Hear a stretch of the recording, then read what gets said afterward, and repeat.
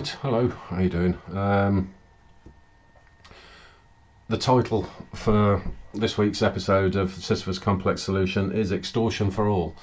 I've literally just moments ago come up with that title because I'd forgotten to plan a name for it, and as per you, as well in most circumstances, and that I do tend to make sure that the name is fairly self-explanatory, and in this case it will be an antonym to matters that will become apparent very much within the first stages of what I go into. Now, I do want to give a little bit of a word of caution in terms of some of the departments under, or offices under the Department for Culture, Media and Sport, because some of them you're going to hear about and you're going to think this is incredibly inane, and frankly it is. But we have to go through each one, otherwise I'm not going to get the full picture. And the more inane some of these departments are, the more you can kind of think, well, you know, this is the extent of what people's money is being wasted on, quite frankly. So it tends to build up a picture one way or the other. And in terms of that, I think I can quite easily suggest that, well, at least one of them this week is one that's something I'd never heard of, but anyway. And then obviously in that I'll then move into the solutions part, which is again a little bit kind of different this week because I don't want to go too far ahead of myself with some of the stuff. But anyway, anybody that's been managing to keep an eye on some of the stuff that I do external to this, which is through Minds or through Nebu 2, which was a name that I still can't really understand, but anyway. In terms of Minds in particular, I have been showing some of the irritations that I've been quite active with in terms of the government, and trying to hold them to account, to one degree holding them to account, by, like I say, sending out all these freedom of information requests.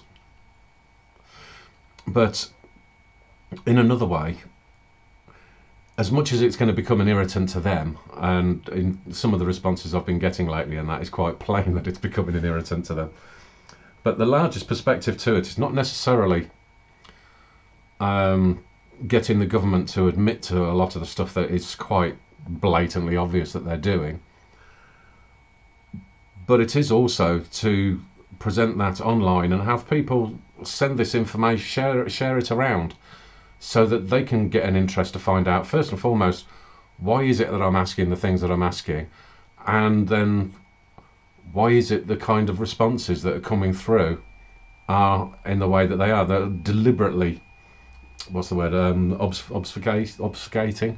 I always either pronounce it wrong or spell it wrong, one or the other. Ridiculous, because it is a word I actually quite like. But anyway,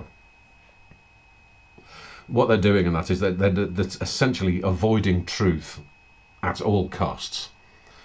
So when I put the stuff up online, it's more to do with having people understanding the kinds of questions that can and should be asked, and that more people should be asking, not only of government but of themselves as well, so they can actually gather a little bit more intelligence rather than just sit in front of the television and listening to whatever propaganda is being fed down their face. So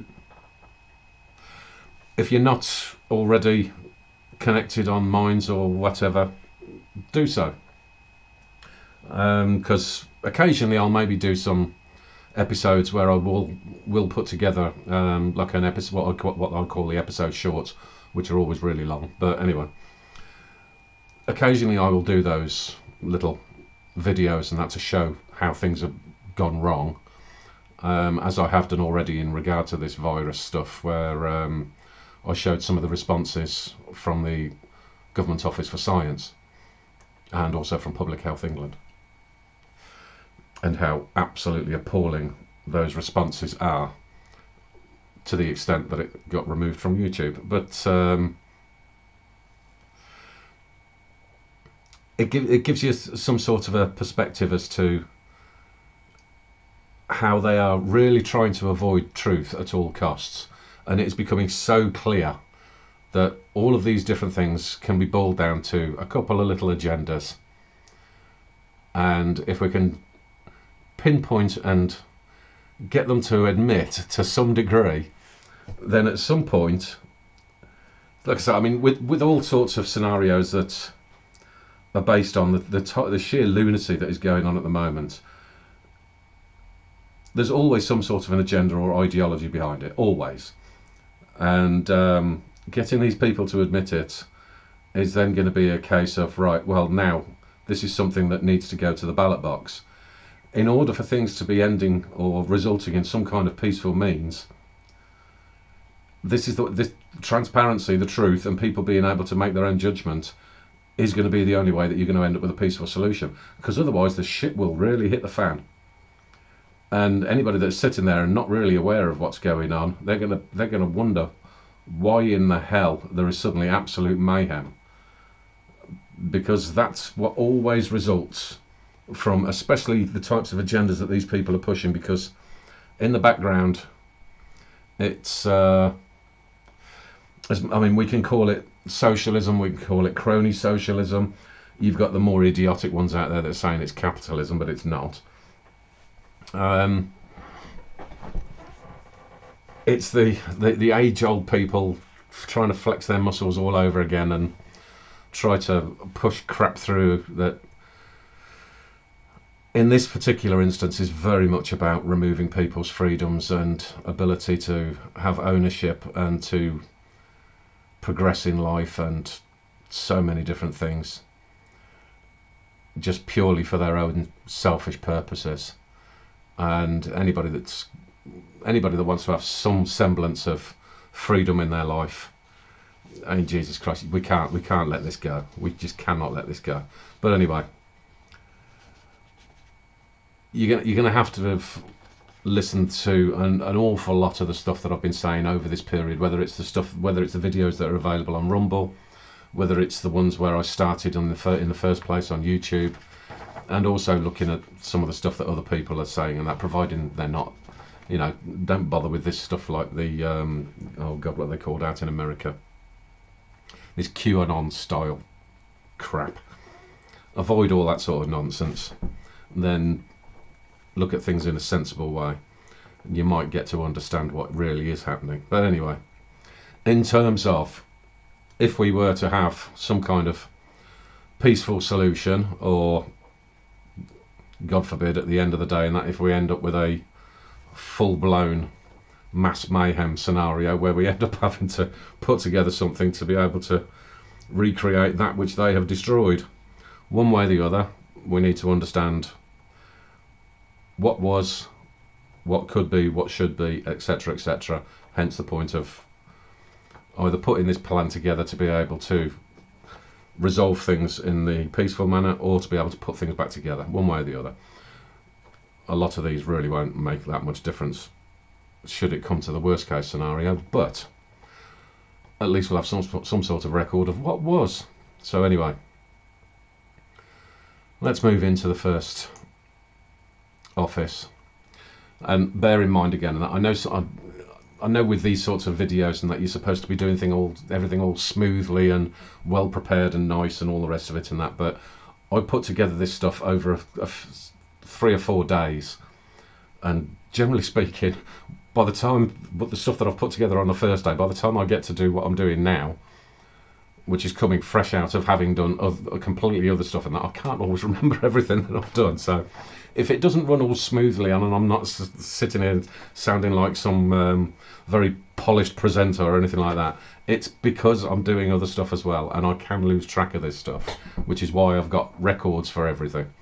But anyway, assuming I can keep track, let's get started with this British Museum. And the notes sometimes help, sometimes they're not so helpful, but anyway. Right, so let's deal with the British Museum. It's going to be the first office under DCMS that we're looking at this week. So deal with the numbers first, because if you remember last week when I had an incredibly sweary episode, I mean, I generally swear one way or the other anyway, and that, but it was a particularly sweary one last week. There's a distinct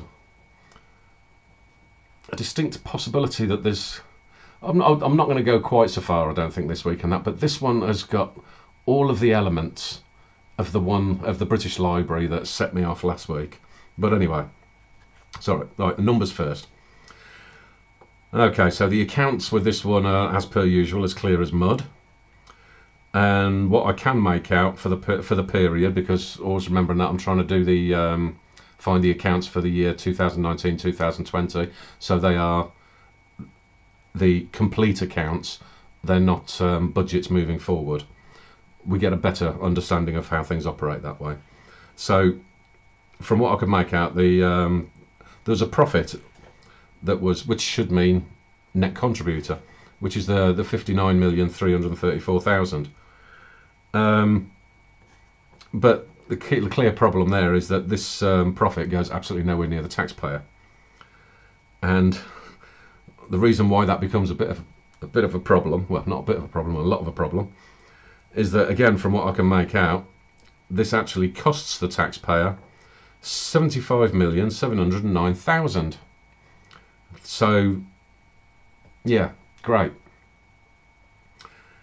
That's not a grift at all, is it? All right, so just based on that information alone, I would say that we have got a distinct problem.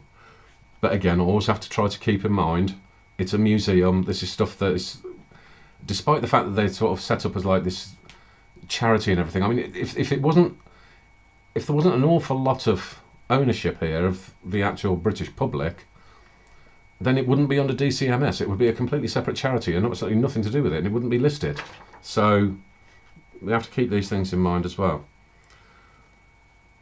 So it could be one proposition, before I start going into the nasty stuff, it could be one proposition that we could turn around and say, well, all right, then as far as this is concerned, if you're saying you're making this profit, then it should be a standalone proposition. You know, I mean, if they've got other, I mean, they do have other donors and all this sort of stuff and that, but not taking money from the taxpayer, can they be a standalone proposition? That would be the nice way of doing things. But what I can't do with this one in terms of the actual operation of it itself is let go of the recent idiocy of the absolute morons running this place, who have gone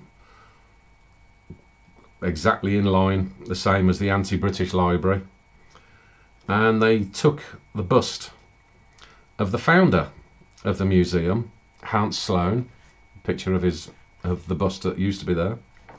They took that away. It's been removed from the museum.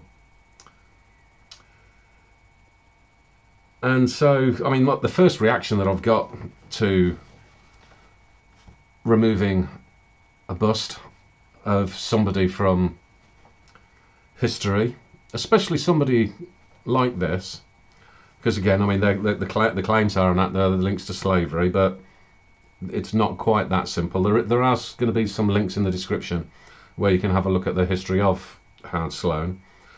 But what I would love to see from the British Museum, and every single one of these retards that sit there and clap like performing seals at the fact that this bust has been taken down as part of their 1984 Ingsoc bullshit scenario, I would love to see every single one of them make sure that they never touch chocolate again, ever, under any circumstances, irrespective of what form it comes. Never ever go near anything to do with cocoa and chocolate ever again. If you think this is somebody that should be taken out of the equation, removed from history, then remove chocolate from your life as well. Because if it weren't for this particular individual, you wouldn't have chocolate. You know, you have to follow, if you want to follow those sorts of rules, follow it right the way through. And there'll be an awful lot of other stuff in that you won't be allowed to have either. But I can't really see you actually having any kind of genuine morals or intention towards anything like that, do you? But never mind. So there is something that I want to touch on that in terms of this whole slavery narrative and that, because there's been other stuff that's taken place this week and that, whereby Bristol Council have, I mean, as if Bristol Council and that have actually got the right to do anything, but they've signed something and that where they're agreeing to give reparations. Right. So anyway, we'll move into that as we're going forward. But the thing about slavery and how these people are attacking this sort of stuff and that is that we have to keep in mind that everything is based on a very selective memory. And the key part to it is that, I mean, you can always tell a liar and an ideologue and a moron because they will only bring up this particular narrative when they are specifically targeting anybody that's a white person, and more particularly anybody that has come from England or America. Apart from anything anywhere else in the world or anything else to do with slavery, and that, nothing else exists, just those two, which tells its own story. So one of the things that I would like to suggest, insofar as all of this slavery narrative is concerned, is that we set up a proper league table and have it set up across history. And there's a couple of tables that are out there already, one of which I've got on screen, and there's another one that I'll put in the description. So as you can see from the table that I've got on screen on the far side, for India, China, Pakistan, Bangladesh, Uzbekistan and North Korea, that's the number of slaves that they've got now. I've never seen any of these SJW twats screaming and shouting about any of those nations. And that's happening now. They prefer the convenience of, oh, horrible white man from 200 years ago and horrible white man now, despite the fact that we don't have slaves now. There's an awful lot of Pakistanis, Bangladeshis and Indians that have slaves in Leicester. But, you know, facts. Anyway, I think we should set up this league table. And that has the record, so not just what white people did 200 and 300 years ago, but literally everything, and that leading right the way up to the modern day. But add into that league table the kind of treatment that these slaves received. And when we're talking about slaves, we have to also make sure that we're including serfs, because serfs were very common in England. I think I've described this one before now. I mean, most certainly during the 1950s. I believe it ran right the way through to something like the 1970s. I dare say you'll find some examples of it even now, but not quite in the same form. So we'll have to include those as well. You know, so, you know, unfortunately, all your white screaming SJWs and that are going to have to understand how many of their relatives were actually serf owners and how many white English people were actually serfs. Because, you know, once again, facts, God forbid. But specific to wanting to know more about Hans Sloane, I mean, this is links to Jamaica. So, I mean, if we really wanted to find out a little bit about what the slave trade was like in Jamaica, as far as I understand it, the ideal person to talk to about that at the moment, it would be Kamala Harris, whose relatives were direct, and even her father has turned around and said that yes, absolutely, we own slaves. But, you know, apparently when it's if it's got a Democrat badge on and that, apparently it's all stunning and brave and what have you, as opposed to being somebody that owns slaves. But hey ho. Anyway, like I say, including the people from the UK as well. So if we have all of these, if we have this league table put together, I think that what we do then is that, because essentially, and that this would be, as I've alluded to in the title, extortion for all, we make sure that reparations are based on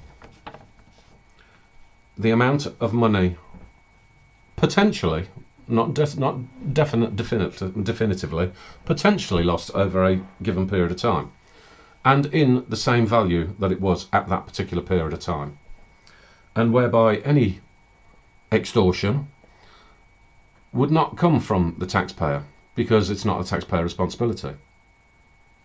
Simple as that. So you would have to provide absolute proof that somebody from your family was indeed subject to whatever particular, whether it be slavery or serfdom or whatever, and you would also have to provide direct proof as to exactly who it was that was responsible for that. And then you find out from the modern day records where that family is now and what position they're in. And then when you take that monetary value from whenever it was, I mean, it could very well be that 200-300 years ago, and that total value might work out at something like 17 pence. Well, if that's the case, then that's what you get. And what any extortion would never do, and which I already know all of this is all about, because I guarantee this Bristol Council have already said exactly what they're going to do with it. We've already heard all of the guff out in America of how they propose to do it. It would not be monies handed over from the taxpayer to some left-wing organisation who then is apparently going to help all of their people. So money handed over to an organisation that has got absolutely nothing to do with actually being somebody that had anything to do with anything. Generally speaking, the people that run these organisations and that have got no ancestry involved in this whatsoever. Or if they have, it's nothing to do with the ancestry of what it is that they're claiming that they're claiming for. So it would never go anywhere near those organisations. If it cannot go direct to the individual, it goes nowhere. It never goes through any lobby screaming group. A bit like Black Lives Matter, that have been raising millions upon millions upon millions and then doing precisely fuck all for the black communities, and rather spending rather large sums of money in promoting communism. Strange how that works, isn't it? So no, all of that sort of stuff would be removed. And just this bit of side information that, you know, people like at the British Museum and that might actually care to think about before removing busts of somebody that has not been on this earth for a couple of 100 years or more. If they wanted to look at the other link that I've got in the description and consider slavery now in terms of per capita, so then we've got a little bit more of an accurate description. And then at going from 10 to 1, so top 10 countries, but in reverse order: Mauritania, Haiti. So, I mean, Haiti we can get to understand quite well on that, because all we have to do is ask the UN and all of their pedos as to how many slaves they had. Then you get Moldova, Nigeria, Russia, Uzbekistan, Bangladesh, Pakistan, China, and incredibly at number 1 is still India. So yeah.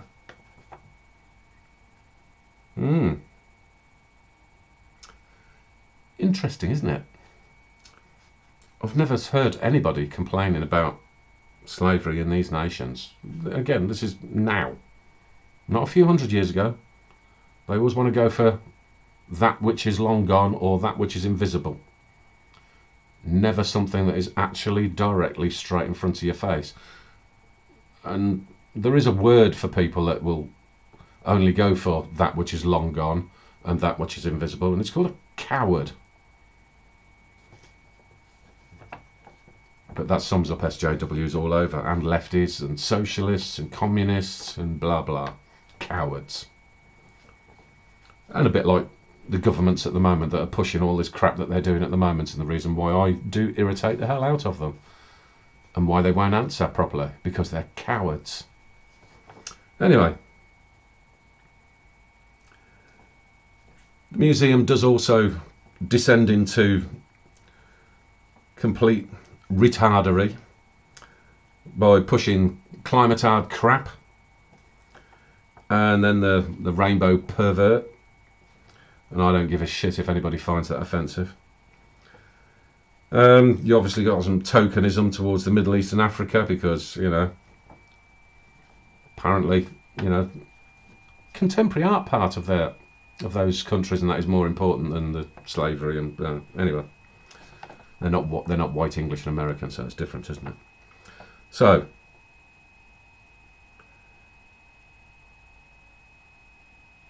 there is something within this that I've determined where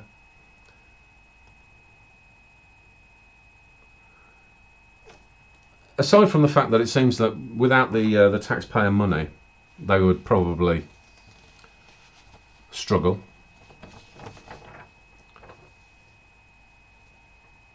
But there is this one particular area in terms of, you know, because I've put in what their supposedly responsibilities that they clearly don't follow are, but the rather hypocrite. I mean, it's absolutely typical with the people like this, and the kinds of hypocrisy that they're always responsible for,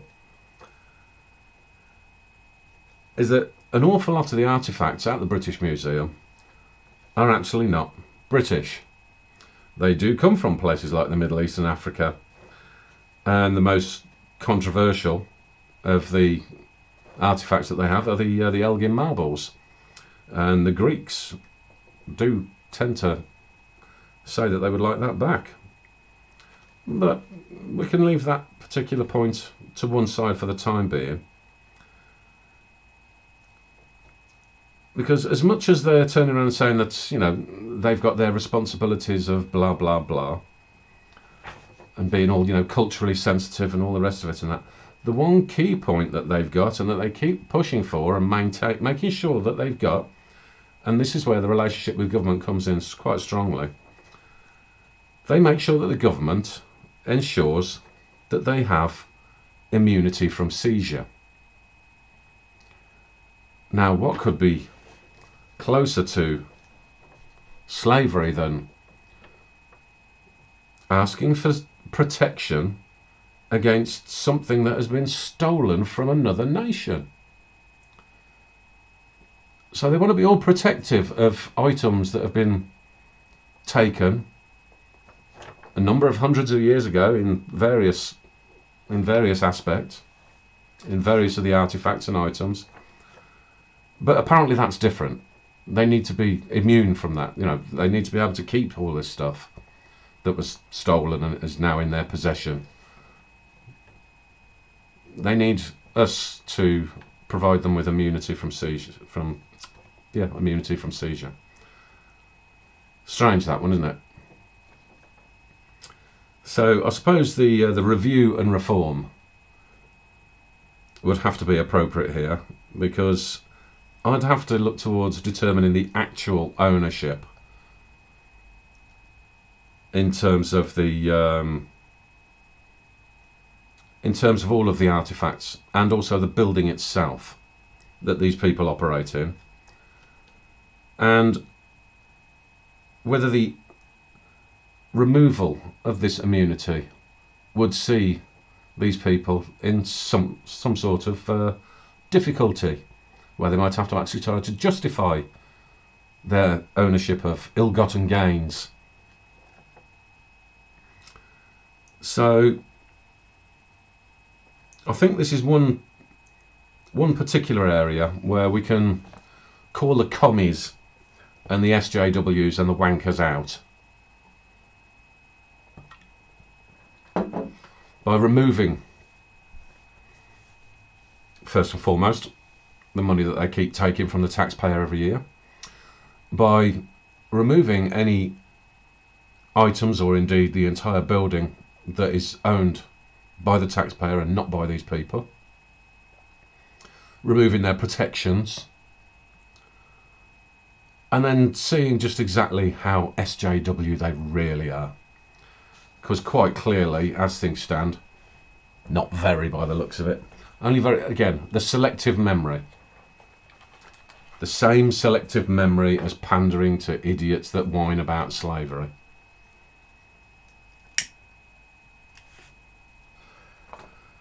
Up to them. Well, no, it wouldn't be up to them really, and that because it would be a review of reform and then implemented. And so, yeah, we'd soon get the morons out on their arse, insofar as this one is concerned. So, British Museum, go fuck yourself. We would be sorting you out. Right, Gambling Commission.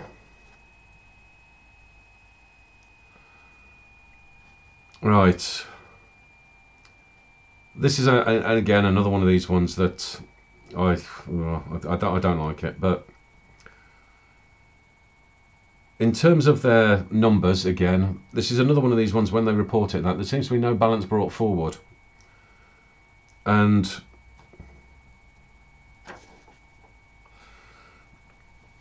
the only thing that suggests to me is that losses are passed on to the taxpayer and gains are kept within the organisation, possibly spread amongst whoever it is that's running it, and also maybe given back through backhanders or all sorts of things and that into the various members. Because this is another one of these examples of where oversight and route to recourse has been devastated and made meaningless underneath the auspices of the and I never thought I'd say this now, but under the auspices of the Conservatives, who have become more socialist, crony socialist than any other socialist organisation that I've ever seen come across in this country.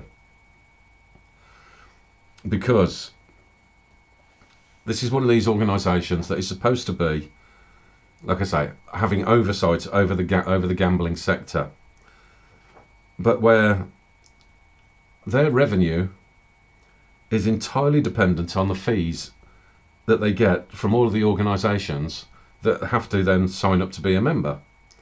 So by that token, it means it's not in their favour to really punish wrongdoing, because in doing so, that means that they will be reducing the potential revenues that they're getting from the people that pay for them to exist. This is not how things are supposed to be done. This is not how oversight is supposed to be taken care of.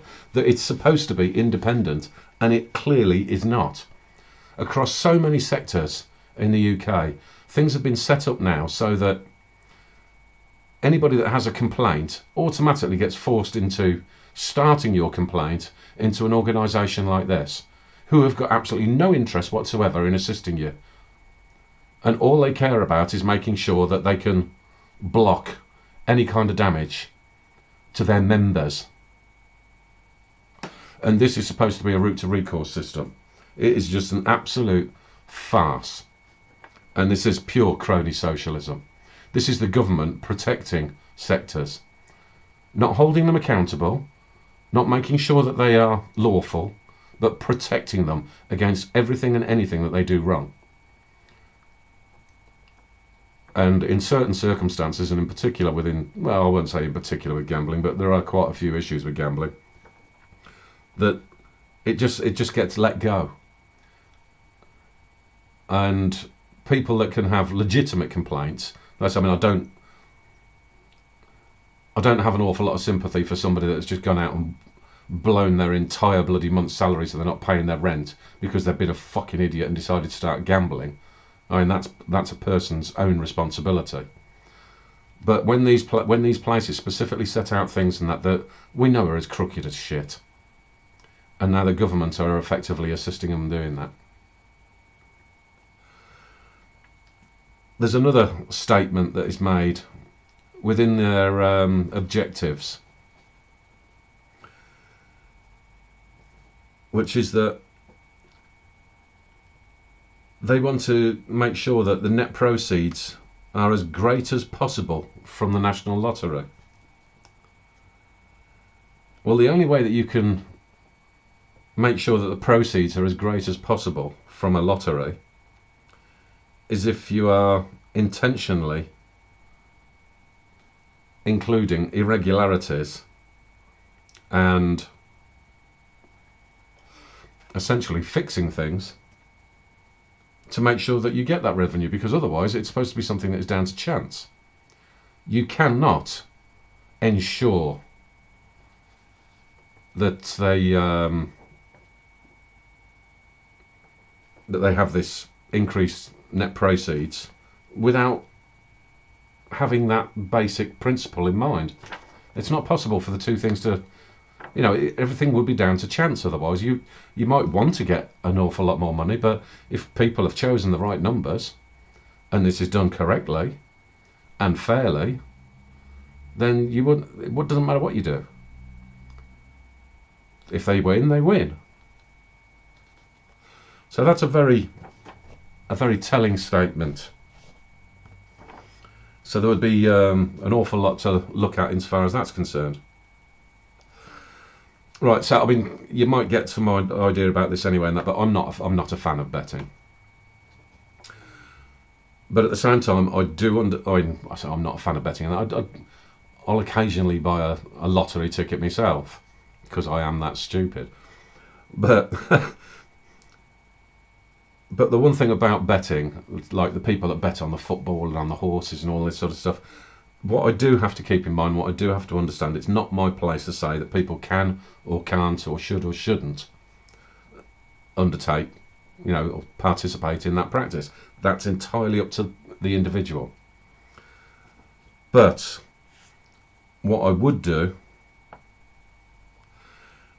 is I would hand over levels of authority around the promotion, and I'm a little bit uncertain at the moment that there is an organisation. I'm not too clear if they are linked with government or not. I've still got to look into this in a little bit more detail.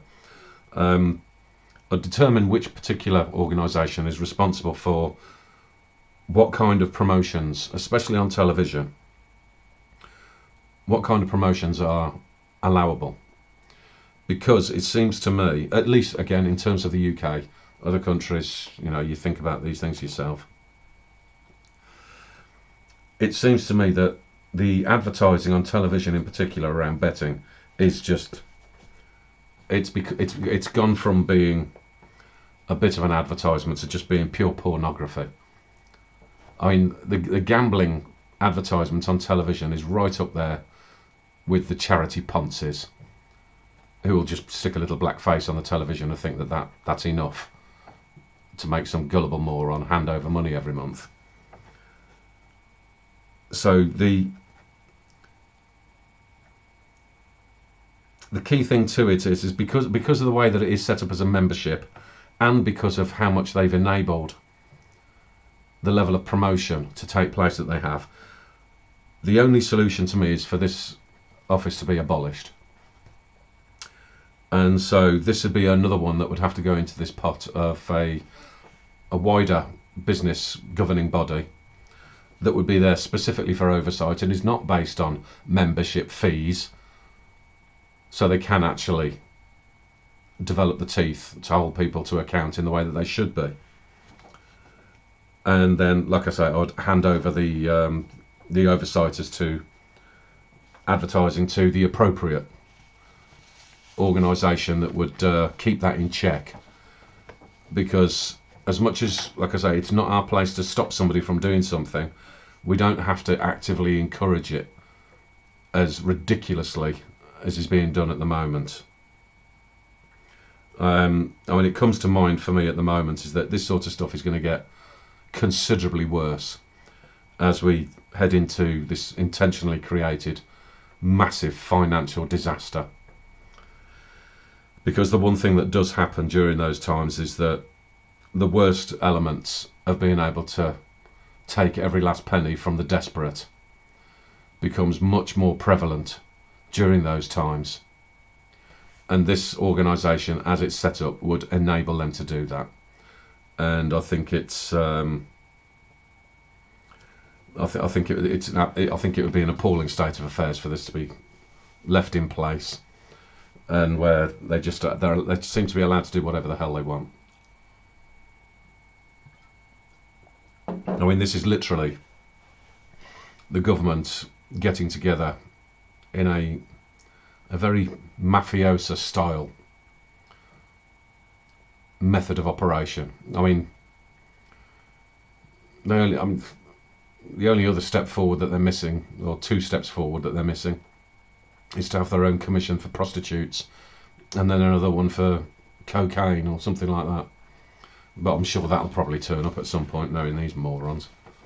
But yeah, I would abolish this office because it's not fit for purpose. And I don't care if that would mean any, like I said, I mean, I can't see any money coming back to the taxpayer anyway, so who gives a shit? If anything, and that it will save the taxpayer, because if you've reduced that promotion and you've increased the oversight and accountability, that means that you're going to have reduced back-end consequences. Save us money. Right, this one is as per usual, straight away, in that they come out with the oh my god, we've got a terrible background. Oh, somebody 400 years ago and that, oh, yeah, involved with slavery, blah blah blah. Fuck off. So, I'd never heard of this place. I'd never heard of it before. But anyway, apparently they claim to be a net contributor, and I find that a little bit hard to believe.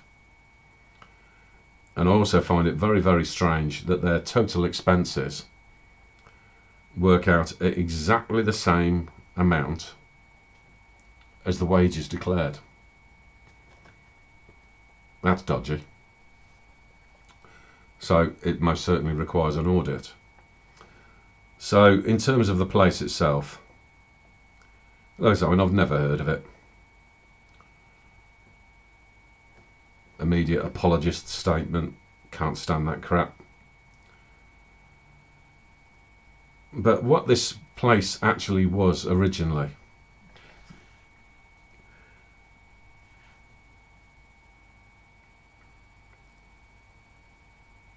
I mean, it's gone through a couple of different forms by the looking at the background of it and whatever, and that in addition to what they've got on here. And apparently was bought by London City Council in 1911. So this particular location they were actually known as what are called almshouses. Now, what an almshouse is that it was they were homes for employees. So this guy that run this the ironmonger's company, they literally had I think in this particular location there was like four key employees that lived there. And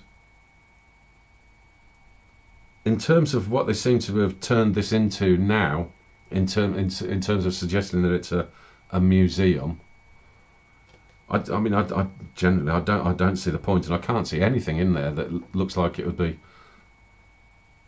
of sufficient interest to suggest that this net contribution is in any way true. I mean, I'll take it as face value for the time being, but I very much doubt it.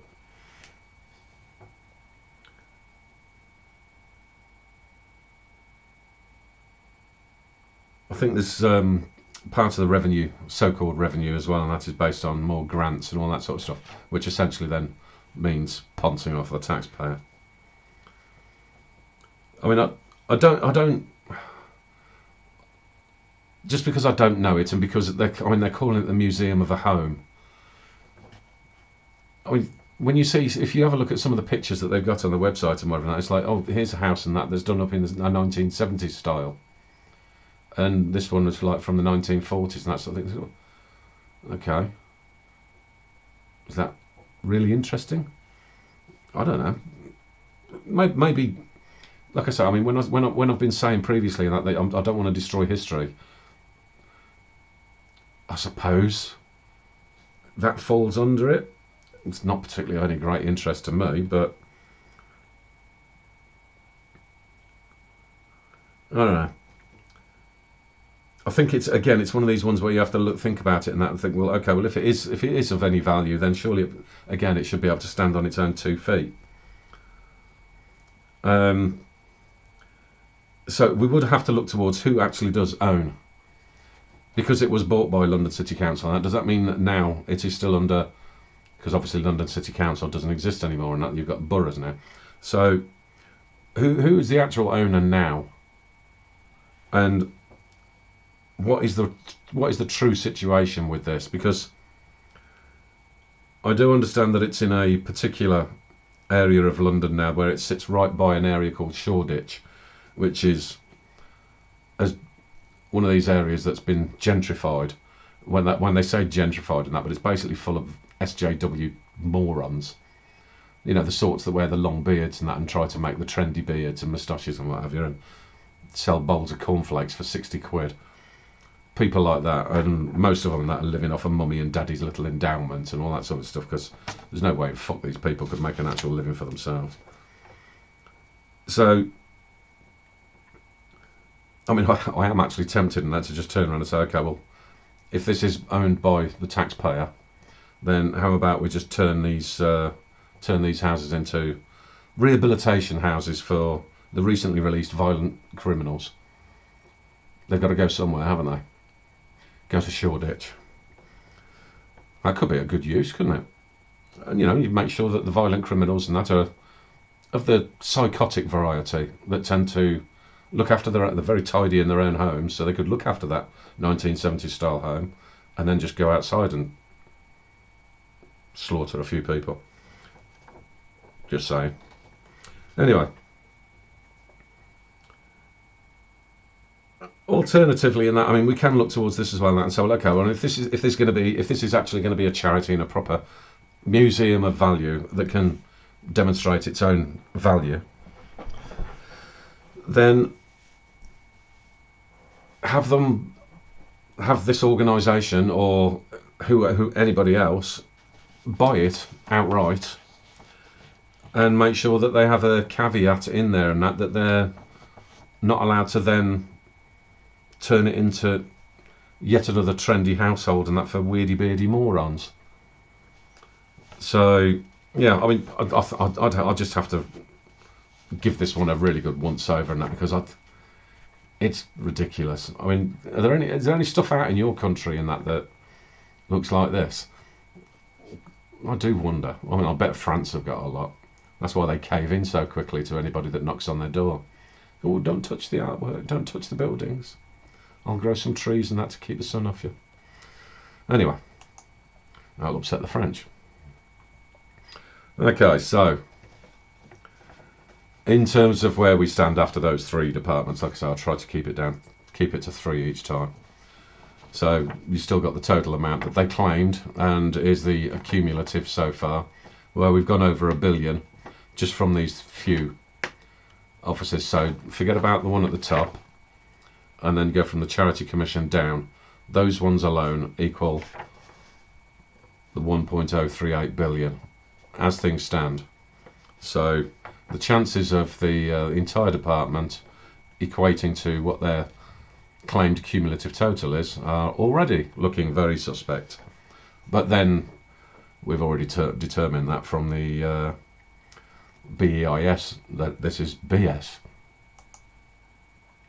So in terms of policies, we make life very difficult for the British Museum, to the point where we replace all of the lunatics, and we go as far as including threats to the point of removing and dispersing all nationally owned artefacts,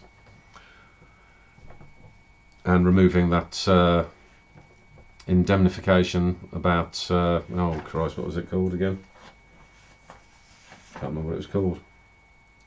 The indemnity, not indemnity, whatever it was. Anyway, where they can't have the immunity against seizure. That was it. Get there eventually. But anyway, so we remove that. So I've put them next to the library as doing something similar to them.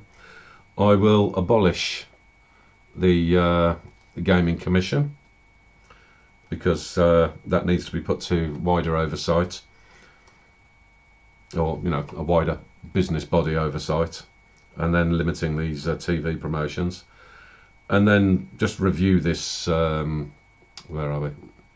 Yeah, review this Geffrye Museum, because yeah, including considerations towards sale, and with caveats, of course, and but just give it a good looking over and that, because yeah, I don't really see the point in that. But what do I know? You know, one man's meat is another man's poison, so we shall see. So then we can move forward into the solutions part. I do kind of miss my little faux effing introduction, because that gave me a moment to have a sip of my beer and a drag of my fag. So I might have to put a little ditto in of some description here, and that gives me that momentary break between the two. No, I'm still on the dog bolter from Gads. Just had 2 more boxes delivered this morning, so bless them. They're obviously managing somehow. Right.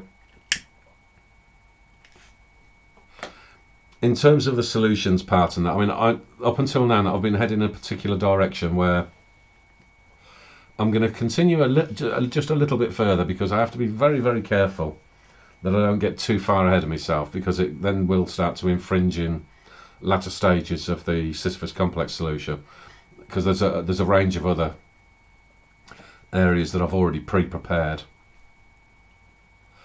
and that I don't really want to go into until the appropriate time. So I'll probably take it to its limit insofar as what I'm going to show you here, and then start moving into some other areas of solutions as to what people could possibly think about, etc., etc. So this first particular area is actually a bit of repetition, because I have put up a slide very, very similar to this previously in a short that I did called Changing Lanes, and that's still up on YouTube, and where I'd put together like a 10-point plan as to how we could start to do something about all of the lunacy that's taking place at the moment, and which plainly nobody's bothered their arse to think about. But no harm, such is life, you know. So as much as of the steps that I've been suggested in terms of preparation so far, and in terms of how an independent can stand, and what kind of criteria you can put together to be sure you've got the right person, etc., etc., you also have to consider the fact that there might be some level of barriers put up in terms of future elections, especially as the way things are going, that because they seem to be wanting to remove anything resembling democracy whatsoever. So who knows, elections might be one of them. And so whilst it's still an option open to people, and because it would actually be something that would have to be looked at and reviewed in the right way going forward to fit into the kind of system that I've been suggesting, we need to understand what the recall process is. And so I've got a link in the description as to the Act. So again, in your own country, look at how it is that you can actually have a representative and that recalled, taken out of office. And my understanding of it is that if you've got signatures of 10% of the voting, so the number of people that are actually of an age to vote in a particular constituency, if you can get 10% of that, of those signatures, you can then say, right, we don't want this MP. Then you make sure you can follow all the different elements to bring them to heel, essentially. So this is something that could be put together if you've managed to develop that network. Like I say, as things are moving forward and that, I mean, there would need a part of the contract forms that I'd suggested in last week. That would be one of the ways where being able to do the recall system, and that would apply as well, because once you've got a contract, you've got the criteria written out as to what those obligations are and what the ramifications would be, and it can include something along these lines. But I think this is something that we really need to be seriously all looking at in all of our nations, to be able to make sure that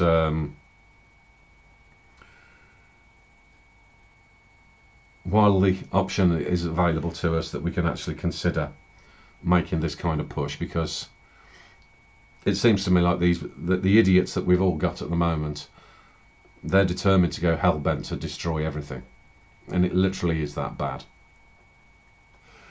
So we consider what we can do in terms of being able to, while we have the opportunity, take them out of the system and put somebody of our choosing in their place. And then whilst we're doing that, we can then look towards what the process would be that would be running parallel at the same time, so that when you're developing the system, you make sure that that does run, running parallel with the contract, so you've still got some level of recourse available to you. So this is an area of importance for people to understand, I think. Now, when it comes down to a process change, that if we did manage to start to have some level of influence at a representation level, and the reason why this is going to make it fairly obvious as to why I can only go so far, is because I would actually be looking towards making changes to the actual method of voting as well. Some people may remember it was on LinkedIn, I put up something reasonably similar, where I'd started to be exploring this sort of stuff, and that was maybe about 1 or 2 years ago, something like that.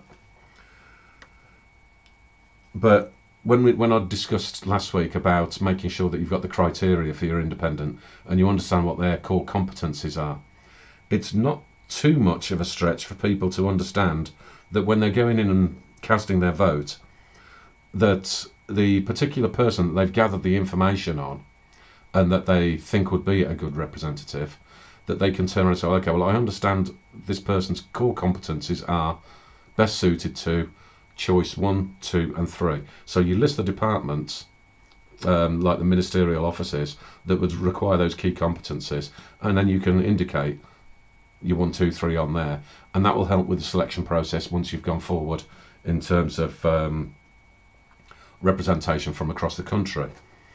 Again, you might end up with scenarios where you might be short on, I don't know, for example, you might be short on somebody that's got the expertise in work and pensions. But you then find that within work and pensions, and that there might be somebody from the Treasury expertise, or from that business, energy, industrial strategy, because that's both work and pensions related. That sort of person might be ideal.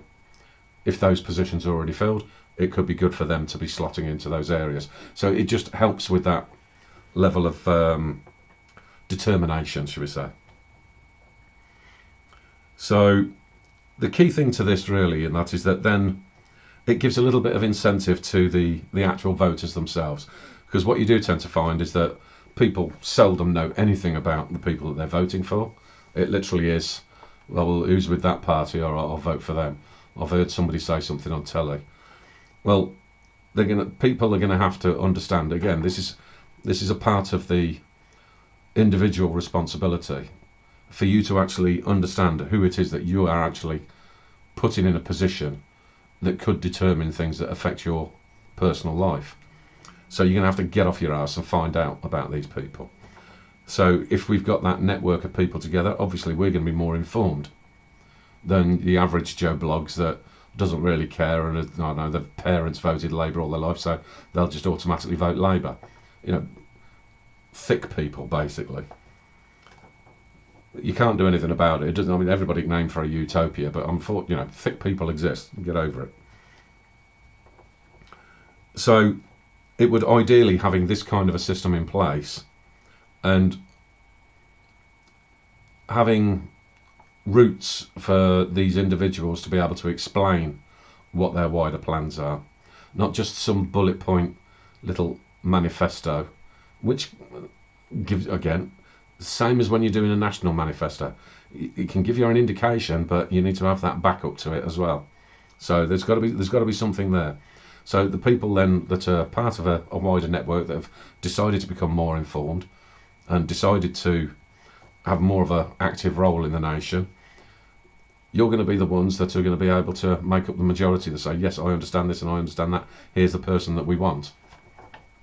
You might be able, you might end up pinching one from one of the other parties. I doubt it, but if that's the way it works, doesn't matter as long as you put them under that independent label. So then the network themselves and that take up the obligation to be able to, I mean, you don't have to say, right now my full-time job is going out and telling everybody about our chosen candidate. You don't have to go loopy with it. It's just simply a case of, I mean, if you're in the pub and that, and you just have, I know lots of people don't like talking politics in the pub, but quite frankly, life is politics. Anybody that says that discussing politics is poor etiquette or anything like that, they're just morons. These are people that don't want to talk about something because they don't know anything. So there has to be, some method for people to be able to just casually say, oh, by the way, this particular individual is good in this area. Maybe you might want to think about it. Here's where you can check them out and find out for yourself. Just little things like that. But the core parts of this and that I think that is really beneficial is that when it comes down to the established parties, this is where they're going to really come across a stumbling block, because the vast majority of the people that stand for established parties, they're either career politicians or mate of a mate kind of scenario, or a fucking union idiot. And what you end up with are people that have no competency. If anybody ever wondered why we get into the situation that we're in and why these people are so bloody useless, it's because they have no competency. And so if you are putting together a system where you are being able to present independents that will be prepared to work together and that will meet our set out criteria and demonstrate competencies after having the years of experience of understanding what it is that they're doing, they're going to wipe the floor with these idiots. Simple as that. These people would be able to then just go out and, I mean, even at the most basic level of conversation, they're going to make these established parties look like complete fools that they are. There's a reason why whenever you ask a politician a question that they can't answer. Partially, in one aspect, it is down to the fact that the way that they've intentionally set up media and media speak means that they literally just spew out platitudes. I mean, they can talk for 3 hours and they'd say absolutely nothing. Nothing of any substance to anybody. It is meaningless drivel. There's a reason why they do that. But then at the other end, with far too many of them, they literally just do not know what they're doing. I mean, I heard a conversation not too long ago with a conservative fella. I can't remember what his name is, Ben something or other. And where he was selected off of the back of the fact that apparently he'd been quite vocal in his local area because he had issues with the bin collections, and then suddenly he's an MP, and his actual background is one of failure and not being able to do the things that he actually wanted to do. And he's still only a very young fella. I think he's in his early 30s. But in terms of actually being able to represent the nation and his constituency on any level whatsoever, absolute moron. And that's the sort of people that established parties will put up, because they know that they can run rings around them. At each one of these established parties, at the core function of them, and that you've got the old guard, and they will run rings around these little muppets that they intentionally bring on board because they know that they're easily manipulated.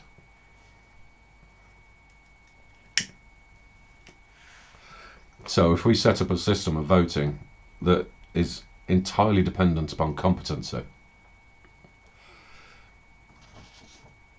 that on its own would cause such absolute uproar amongst the established parties because they would just be at a loss.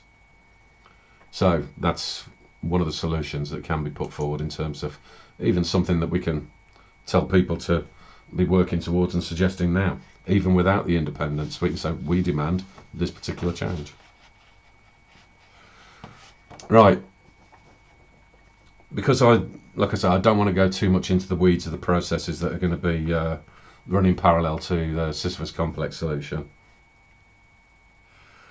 They'll come out at the right time later on. I just wanted to sort of round off on this one with just a few basics of how anybody can seek out, learn or develop new ideas that can present solutions for the future. Because the same with anything, and that when it comes down to criteria, people become a little bit fuzzy as to what it is that what are the check marks that they should be doing, without being bureaucratic about it. You know, just making sure that you've got some key understanding as to what it is that you should be looking for. So, in terms of, I mean, even with somebody like myself, I can say that I've got solutions for this, that, and the other, and there's lots of people out there on the internet saying, "Oh, well, here's a solution for this, and here's a solution for that." I mean, it does all end up being quite random, and being able to understand if any of these ideas are of any value whatsoever, you need to understand what your criteria is going to be. So, like I said, these are just suggestions for a criteria, and it helps you to understand, and it helps you to look at what somebody's saying, understand whether there's actually any validity to it, and what kind of further impacts. I mean, anybody that's sort of listening to a solution and thinking, well, okay, that sounds okay in and of itself, but in the wider perspective and what the impact would be, this sort of stuff, and that you need to have a little bit more of an imagination around this stuff. I mean, that's where things like socialists and whatever, and that always fail. They've always got these, oh, we're all living in Wonderland, and 5 minutes later you're sleeping in your own shit. But anyway, right, so in terms of the impact, and that impact can be to you, but ideally what you do want to be doing is thinking about what the impact will be on a wider perspective, you know, impact to others as well, not just for, don't keep everything all about yourself.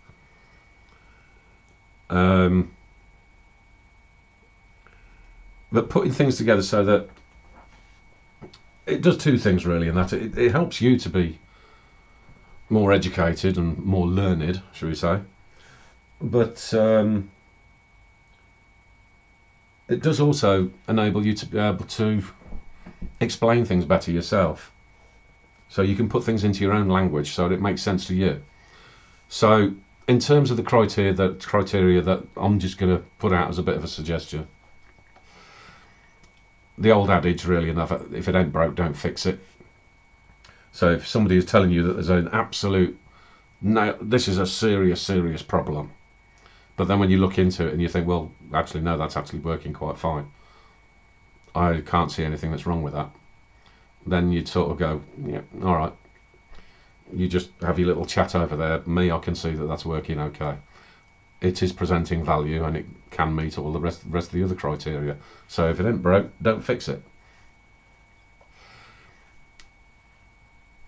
The does it have precedence scenario, I want to be a little bit careful with this one, because I I don't want people to get too wrapped up in the scenario that has come across all too often, or had done in the pre-2020, and going back about 5 years or so, maybe a little bit more, where anything that anybody suggested always had to be coming with this notion of, oh, well, have they done it in another country?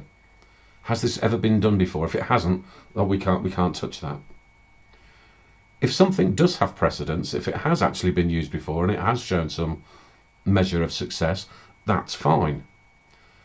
But it's not the be and end all. So if something hasn't been implemented somewhere else and proven to be successful or not, it becomes an indicator, not an entire reason for doing it. So it's just purely there as something that is give you an indication. As I said before, go with, are there any parallel consequences? Consequences are always the thing that you want to be careful of, and that because, you know, would you be looking towards something that is going to have diminishing returns? That's always a problem with socialists. They always end up with diminishing returns, because if they're taxing everybody and that making everybody unemployed at the same time, basically the amount of money that government has got to steal from you gets less and less and less and less, and that's why they always end up bankrupt. Simple as that. It might take a long time to get there, but it does end up with this diminishing returns. So look towards these parallel consequences. Part of understanding parallel consequences as well is putting together a cost-benefit analysis. A lot of people are not overly familiar with cost-benefit analysis, but it literally is exactly what it says on the tin. You need to know how much something is going to be, and then you need to understand what are going to be the returns from that. Are you going to see at the bottom line something that is actually demonstrable, showing you that that was worthwhile? It is going to be something that you're going to be, where it's going to be wrong. Your costs should be reasonably fixed, or at least a good understanding of what they're going to be. And then the returns on that, it can be financial, it can be, well, no, I mean, it's all going to be financial, but it could be something that, say, for example, like in a reduced health cost. So you do see the cost benefit to it and that, but it's not necessarily a direct benefit, if you see what I mean. So you'll always be able to find out what it is that you're actually trying to be solving at the back end, and then can you look through that process and go, right, okay, there will be a definitive benefit at the end of running this particular idea, notion, program, etc. So understanding that what those things are, and the key problem that I always find when it comes down to the cost benefit analysis is it's the same with areas of science as well, where people don't understand what are all of the what are known as confounders that go into it. So a confounder is literally every single element that needs to go into that equation. When it comes down to cost benefit analysis from a business perspective, that's more historically that's been known as like a golf scorecard. So you're literally on the outward nine, what were all those costs that you know damn well are going to be included within it. And most of the time people, again, they don't understand what all the confounders are, because it can be just a few and it can be as many as and more than you can possibly imagine. So you just have to try to figure that one out as best you possibly can. And then obviously on the back nine, you've got what your income is going to be, and then you can see whether you're going to end up with something that is actually worthy. It's something that's used in procurement as well. But anyway, or was at some points. The models that they use these days, and that's really not very good. I do prefer the golf scorecard method. It's much more reliable.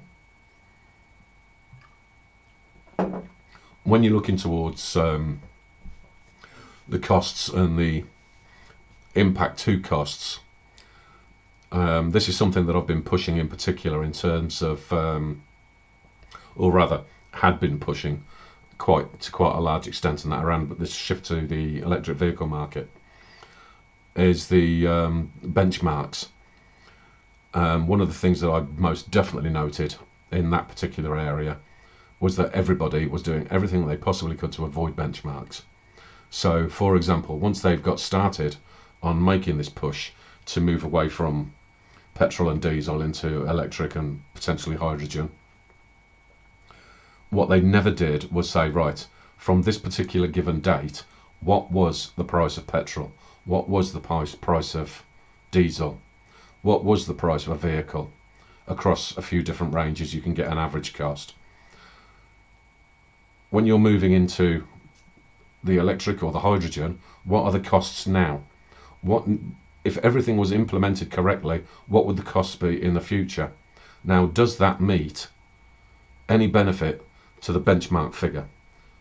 Because if it doesn't, that means you've regressed, not progressed. So it's that kind of calculation.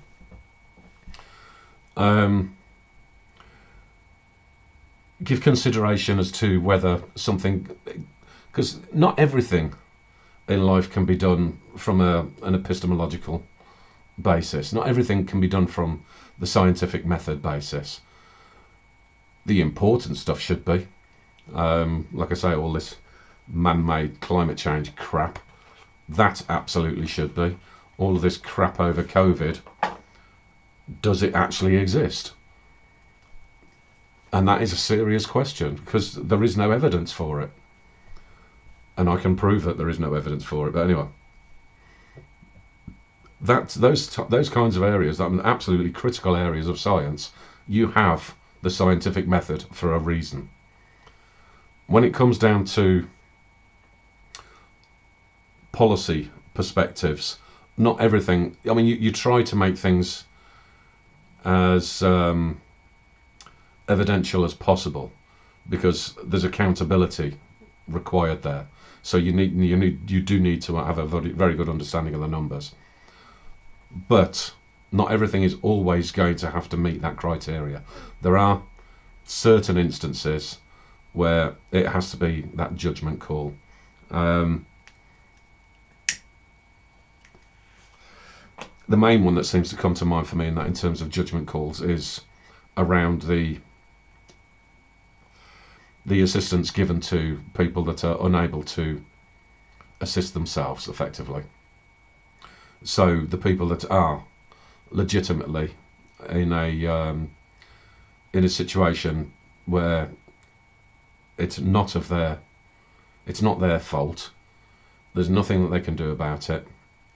So I mean, this could be from disability, I mean, a proper disability, not a made-up one, and some sort of genuine impediment for them to being able to make their own living sufficiently. I think that kind of stuff ends up being more of a judgment in terms of, I suppose you could say, like a moral judgment, that you make sure that person is cared for to a respectable manner, and you're not looking towards getting any kind of return for that. So it should be fairly straightforward, but yeah, I think you can understand what I mean.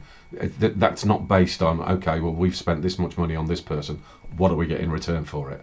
Well, what you get in return for it is that you've got that judgment that you know you've done the right thing. It literally is as simple as that. Any kind of idea has always got to have some level of process for implementation.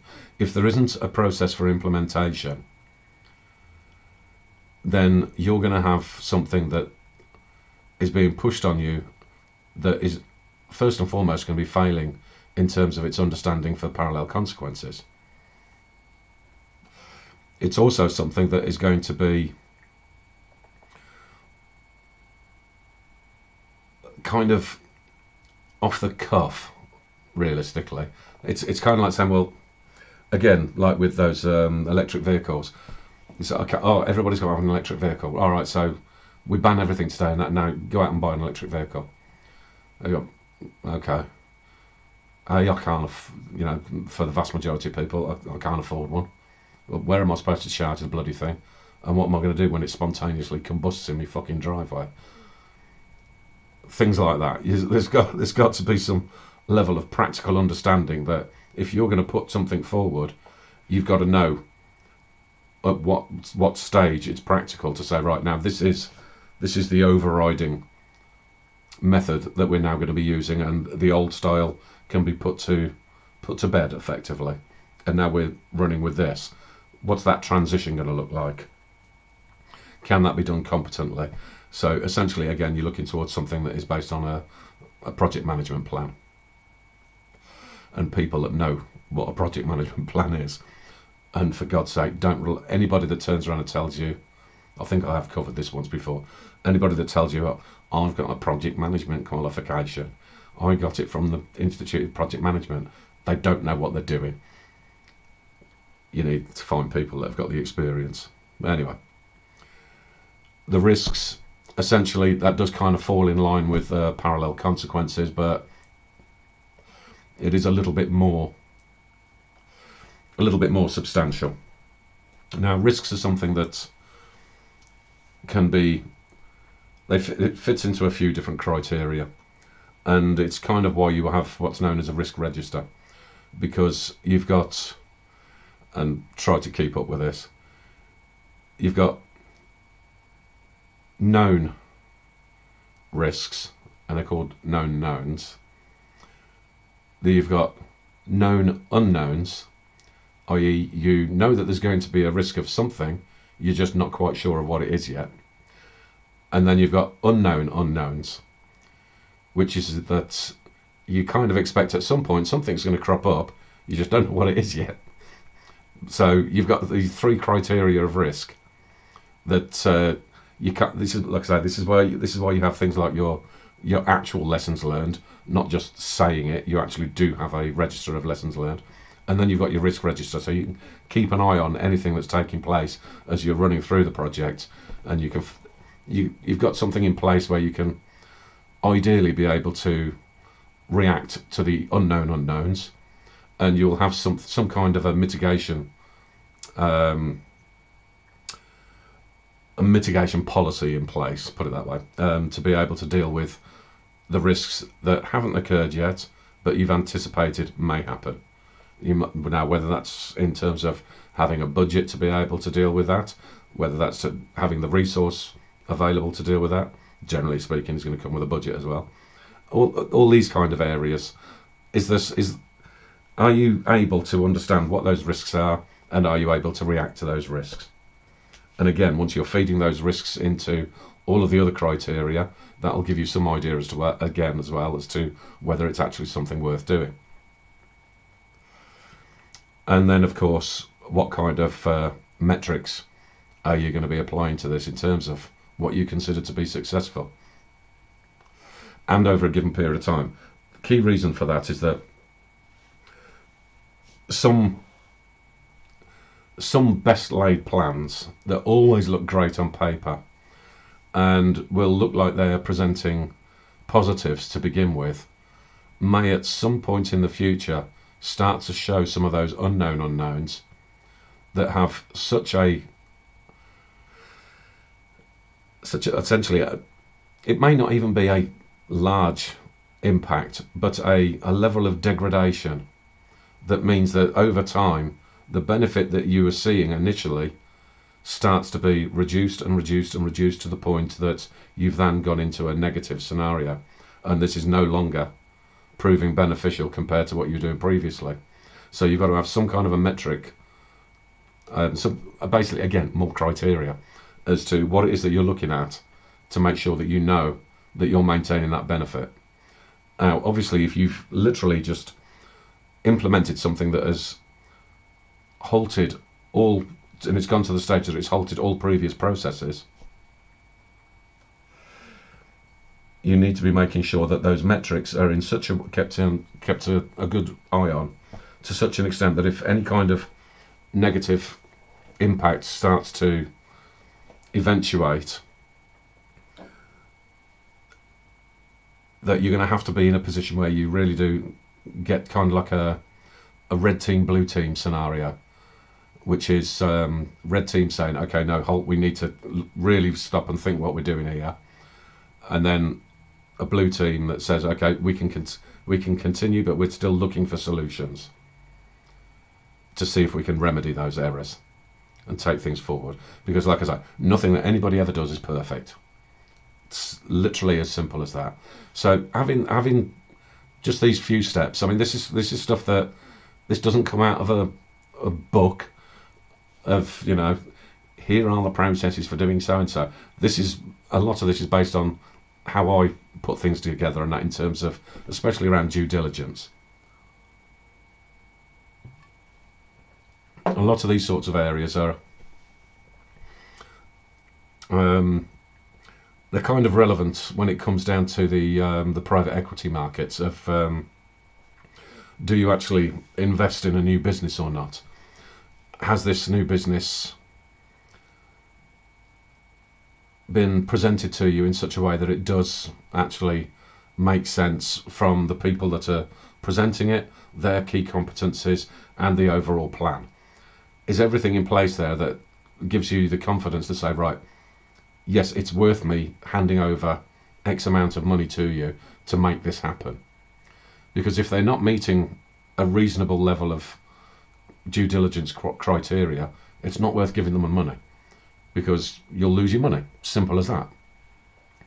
So it's basically a very simple sort of crossover process and method of being able to understand whether what you're doing or about to embark on is actually worthwhile. Simple as that. So, well, I'll say simple as that. I mean, it can take you a little bit of time and that to be able to understand how each of these then steps into yet another process and all the rest of it. But once you get used to it, and that, it's not that difficult. Like I say, anybody else, and that if you've got your own particular criteria that you think works better for you, I don't care. I don't care. This is just literally just sort of giving you a bit of an insight as to how I go about things, right or wrong. So I think that will be enough for today, and that I'll shift over into some other areas of solutions next week, because I think I'll be going a little bit too far ahead of myself otherwise, and it can be a little bit much for newcomers, shall we say, to be able to digest in one hit.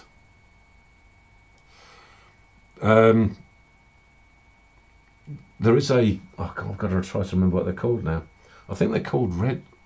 No, not Red. Oh, it might be actually Red Forge. I'll have to figure it out. There's when I'd mentioned previously about companies that I can introduce that have got servers and the range of sort of IT services that can assist companies that are being targeted by these SJWs and the large destroyers of anything technological, the likes of your Googles and Amazons and Facebooks and all of those morons. Essentially being able to step back and go into the I forgot what the title of what it was. It had been parallel economy and that, but I called it something else, didn't I? But anyway, you know what I mean. So you're not going to be subject to those kinds of, you're not going to be subject to those companies demanding that you do whatever it is that they say, otherwise they will cut you off and all this sort of nonsense. If you want to maintain a part of being the real world rather than their little dictatorship, there are options that I can advise to you that are based external to the larger economies, shall we say, and you don't have to go to China either. Essentially, I'm looking at one location in Asia, which is not China. There is one in Europe, but not part of the European Union. And then there is another one which is close enough to the US and is a former US territory, but is independent and can maintain some integrity of making sure that your requirements are met without being bullied by the big boys, basically.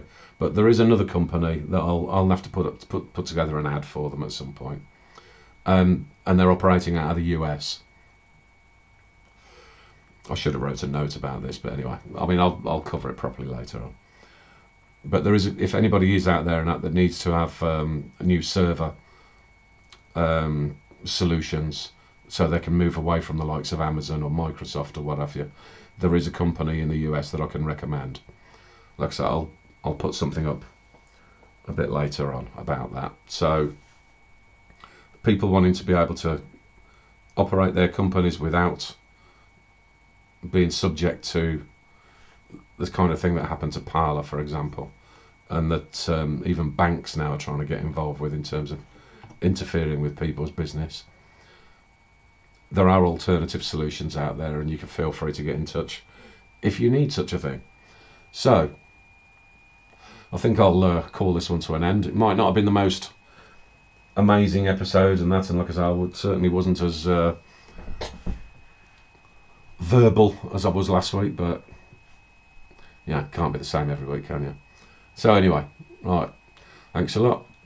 Do all the comment, share, shit and all the rest of it, and see where we go from here. Alright then, take care, see you later, bye.